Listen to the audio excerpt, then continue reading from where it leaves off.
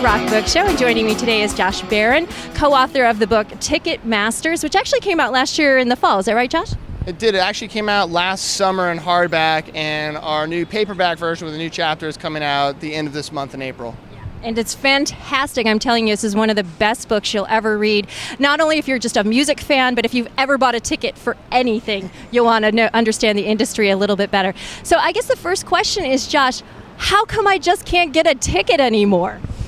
Well, Kimberly, the reason you can't get a ticket is that you're fighting a lot of people. Well, one, there's a lot of people trying to get that same ticket that you want, assuming you're going to a very popular show, because there's only so many seats in a given venue.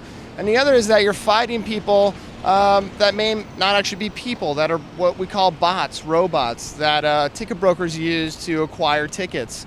You're also not necessarily getting tickets because, let's say, Madison Square Garden, which is just around the corner from us here, when it goes on sale to the general public, not necessarily all of those seats are going on sale. Thousands of them may have already been sold, whether an artist fan club, a pre-sale, holds for the artist, holds for the venue, all sorts of different things. So you're not as many tickets are available as you might think when you go to try to buy them. And break it down for us. How is a ticket price set? First and foremost, the ticket price, the biggest portion of the ticket price is set by the artists themselves. How much money do they want to make from this tour, from this ticket? So whatever they're asking the promoter for, typically a guarantee or a split of the revenues over X amount of dollars made, is going to determine what the large chunk of the ticket price is. So, Bruce Springsteen is determining that his tickets are most likely to be between $60 and $90. Bands that play smaller venues, they know their tickets are going to be between $15 and $25. The other pieces making up the ticket price are obviously the service fee, which comes from the contract between a ticketing agent and the promoter, the ticketing agent and the venue. Oftentimes that's Ticketmaster, or it might be Ticketfly, or it might be another ticketing company. You also have facility fees, which go directly to the venue. So Madison Square Garden might charge you an extra couple of bucks because they're putting millions and millions of dollars into these renovations they're currently doing. So that costs them a lot of money. You want to go there, they think they should be able to charge you that. And the artist has no bearing on those types of fees. So that by and large makes up the fee. Then you have some, maybe some processing fees, maybe some delivery fees. People are always outraged by the fact that you are sometimes charged to print tickets out at home. We're starting to see those fees go away, but maybe you need them UPS to you. Maybe you want to buy regular mail. So, those fees, they all add up. Yeah, it's incredible how many fingers are in this pie. And so let me a lot of people always just want to know, what is this service fee that Ticketmaster, for example, is charging? What are we paying for? What is that service? Well, you're paying for the service of getting a ticket. And so those service fees, now understand that Ticketmaster is not unilaterally taking all of that service fee with them.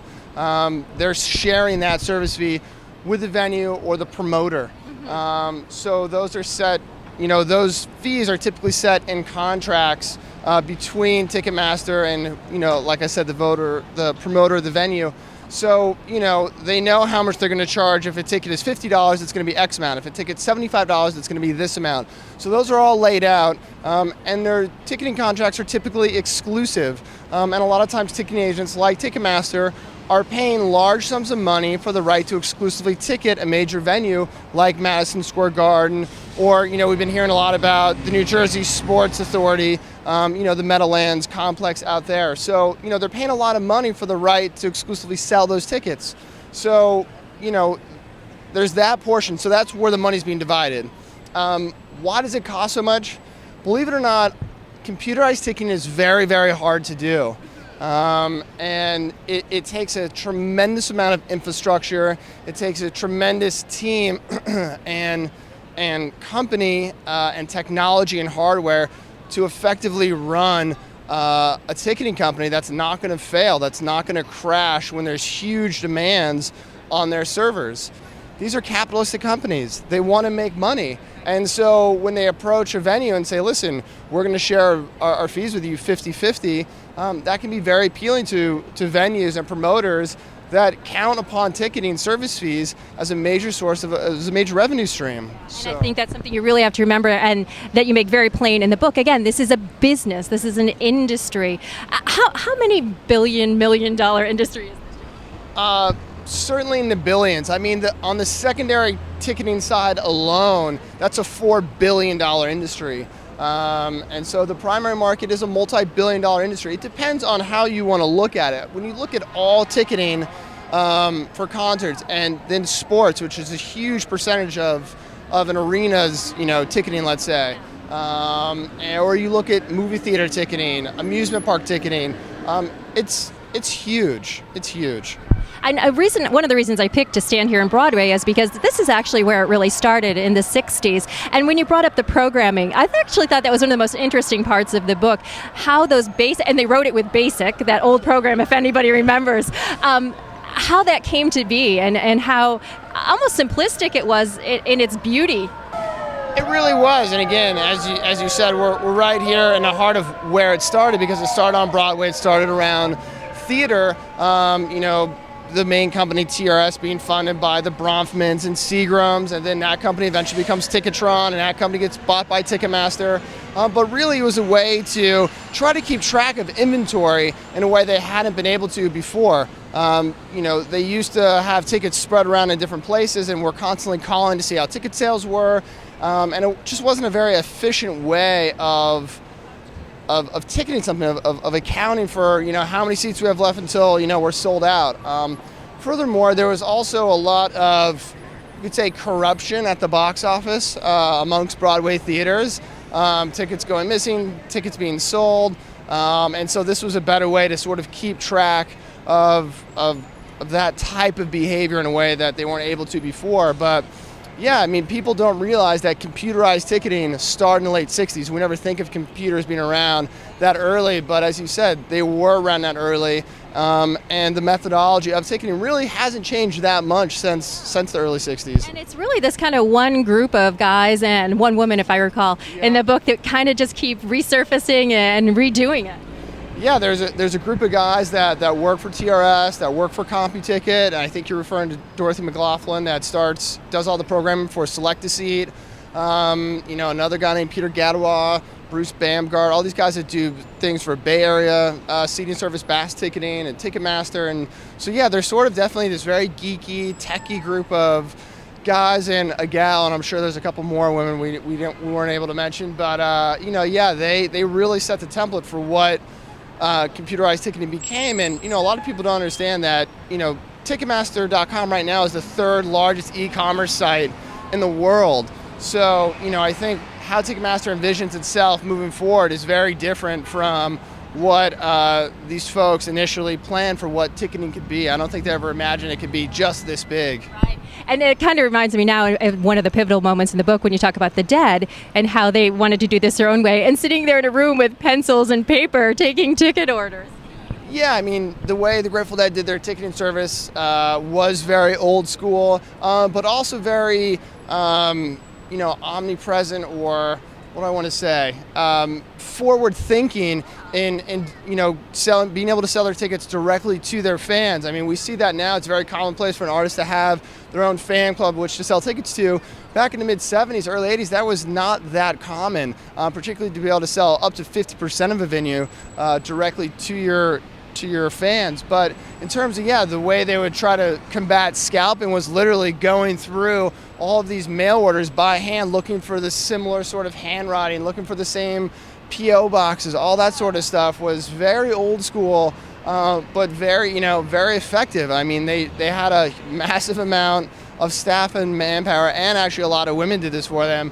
Wives of, the crew and so forth that helped do this. But yeah, it was pretty impressive. But I mean, it also became part of, this huge, ultimately burden for the band. I mean, they were this mass, one of the biggest touring bands in the country, if not the world, and they had all of this staff and infrastructure behind them to keep the beast going. So they constantly felt compelled to tour to sort of fund this machine. And so I think, bands like Phish or Dave Matthews, and certainly companies like Music Today have looked at that model and tried to make it more efficient. The next part of the book, which was really about how is the government even going to help us with this? Pearl Jam wasn't able to get anything done. Then you talked about string cheese incident. Who are we going to turn to for any change in this industry, or what is going to change this industry? Well, I think we're starting to see some changes right now.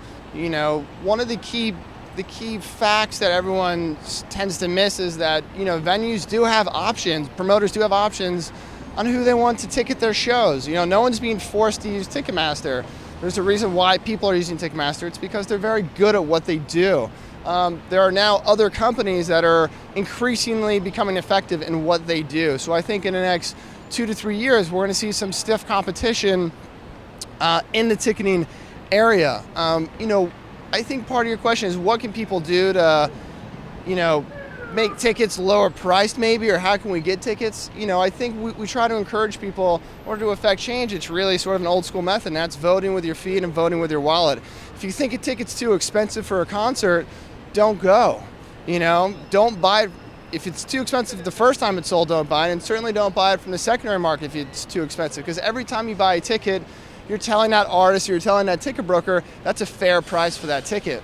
So, you know, you can be sure if an artist charges too much and doesn't sell their tickets the next time around, they're going to charge less when they come to that city. And when did scalpers become brokers? When did that? Interesting question. I can't tell you when that specific terminology of ticket broker came into play. There's obviously a lot of different names for them. Over in the UK and Europe, they call them touts. But I can tell you that the specific term of secondary market, which sounds very official and sort of pleasant, came about because of the founders of StubHub. Eric Baker and Jeff Fleur are the guys that started that company and came up with that term to be applied to what we affectionately call ticket broking, but as the secondary market, and it's a term that's really stuck. I think it's really important to point out that the artists are in on a lot of this. There are certain artists that are getting kickbacks from secondary markets and, you know, getting as much profit as they can as well. It's not always about the fan. There's a lot of commerce going on there, let's say. It's definitely not always about the fan, and they are getting a lot of money, and artists are a big driver of all this. So, you know, fans' ire and agitation need not always be directed at Live Nation or Ticketmaster, but at the actual artist that they're paying a lot of money to see. Is there any big misunderstanding about this industry, or is this how we all feel and how angry we all feel? Is it justified? I think there continues to be misunderstanding from the general public and how tickets are priced. The simple fact that Ticketmaster doesn't decide what the ticket price is, you know? And for years, Ticketmaster was willingly taking on the chin and letting people be ignorant about that. You know, they were protecting the artist. And now we're continuing to see a greater transparency within the industry of, you know, artists accepting responsibility or at least being called out for high ticket prices. You know, and I think it was intentionally murky. You know, they didn't necessarily want people to know how the sausage was made. And, you know, we try to show that in Ticketmasters. Now, it doesn't necessarily make you feel any better, but you at least understand the methodology and the dynamics of how we got to where we are. So, Josh, what is the most amount of money you would pay for an artist, and who would it be? The most amount of money I would pay for an artist? Right now, I would say it would probably be Tom Waits. If Tom was charging $150, I would probably pay it. You're in. I'm in. I think that's worth it. Fantastic. The book is amazing. I can't recommend it enough. Ticketmaster is coming out later in the month. April 24th, I believe, is the publication date for the paperback. Correct. Thank Absolutely. you very much. See, I did my research. Josh, thank you so much for being here. It's been a pleasure.